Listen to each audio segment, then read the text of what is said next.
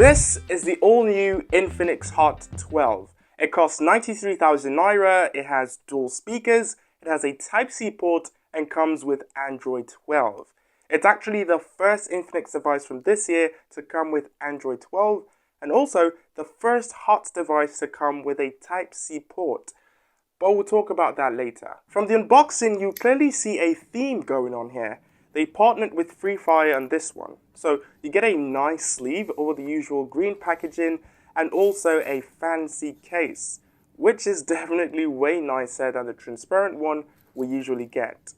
Looking at all the contents, you can see that Infinix did not make any cuts, which is rare these days. They even give you a pre-installed plastic screen protector. Ports and buttons are all in their usual position. The fingerprint sensor, though, has been moved to the power button, and I think they've mastered this technology because it works 99% of the time.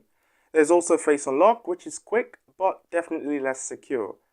The SIM card tray is on the left and can take 2 4G SIMs and 1 SD card. Like I said earlier, we get a Type-C port at the bottom, along with a headphone jack, mic, and one of the speakers. The second is at the top, just above the selfie camera. And yes, it's really loud. Maybe not the richest when it comes to sound, but it's definitely loud. It has a glossy back, and that's not a good thing, simply because it doesn't look great 99% of the time. It would show marks the second your hands touch it, and considering it's a phone, your hand touches it all the time. But then that's where that nice looking case comes in handy. It doesn't really do much protecting, but it looks really nice. I'll say the design looks kind of familiar, reminds me of the Note 11, except it has a tinier camera bump. And it's also got that boxy feel because of the flat edges. The red design looks okay, especially with the case, but how about the front? For starters, we have a hole punch cutout and not a teardrop notch, so that's a good start. The bezels are still present, especially on the chin. It has a screen size of 6.82 inches, it's a 720p display, and it comes with a 90Hz refresh rate.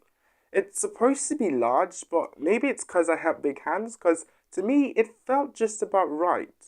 It's also an LCD display, and like I said, it's 720p, so as for display quality, it's just about what you would expect at this price point. And it does come with a high refresh rate display, so maybe that's okay. But personally, I would take a 1080p 60Hz LCD over this though. What about you?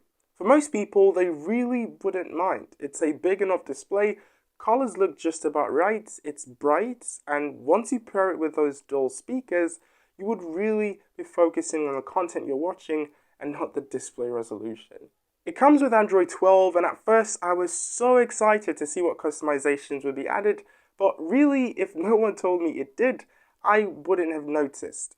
The UI hasn't really changed. I mean, yeah, there are a few changes here and there, but there aren't too many significant visual changes. But since it's software, it can always be added with a software update later. And really just knowing your phone is running the latest OS always is a good thing. Out of the box, it comes with a Free Fire theme, but you can always change it in the settings if you don't like it. Another thing you can change in the settings is the amount of virtual RAM you want. Yes, you can add up to 3 GB of virtual RAM, and although the changes aren't mind-blowing, it would allow you to multitask better, hold apps in the background longer, and all that. Without memory fusion though, you get 4 GB of RAM paired with 128 GB of storage. CPU-wise, it's powered by the Helio G85 chip, which is a pretty good budget chipset, especially for gaming. For regular phone tasks and some light gaming, it would be great. For heavier games with medium graphic settings, you should also be fine. But one thing for sure, it's hands down better than the Helio G37 that we got on the Hot 11. So a very welcome upgrade. It's definitely one of the better performing devices for phones under 100k. Performance is definitely an upgrade from the Note 11, but cameras aren't. This time around, we get a 13 megapixel main shooter with a 2 megapixel depth sensor, and the selfie remains at 8 megapixels. So they went from 50 megapixels to 13. And it's most evident when it comes to detail, but in the end, I actually like how the photos turned out. I'll say that's only possible because of the image processing.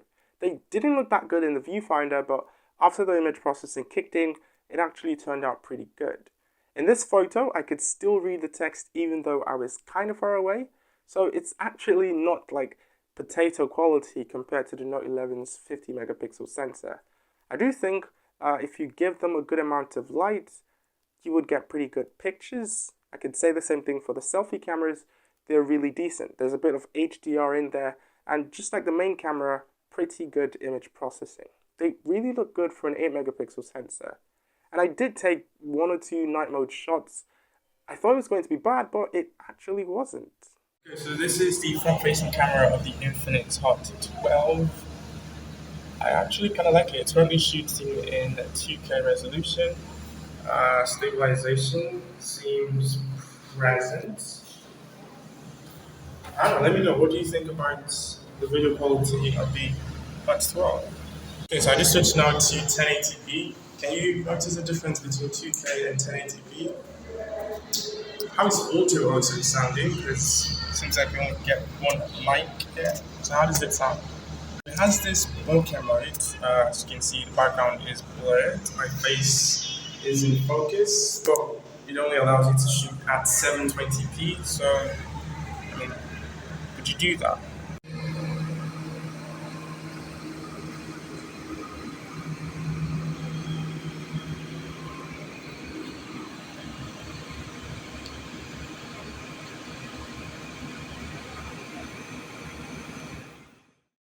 Cameras are good, but technically speaking, they're a downgrade. But I guess you can't have it all.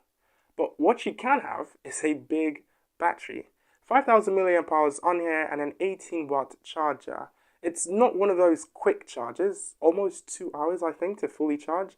But if it lasts you the entire day, which it most likely will, then you wouldn't mind charging overnight, right? Assuming you sleep at night and there's also power at night. But you get the point. All round, a positive improvement from the Note 11. I don't like the glossy back, but I like the design. The display is just fine, performance is up there, cameras are okay for the price, but not too detailed. Android 12 is here, dual speakers, and a good battery. That's the Hot 12 for 93,000 Naira.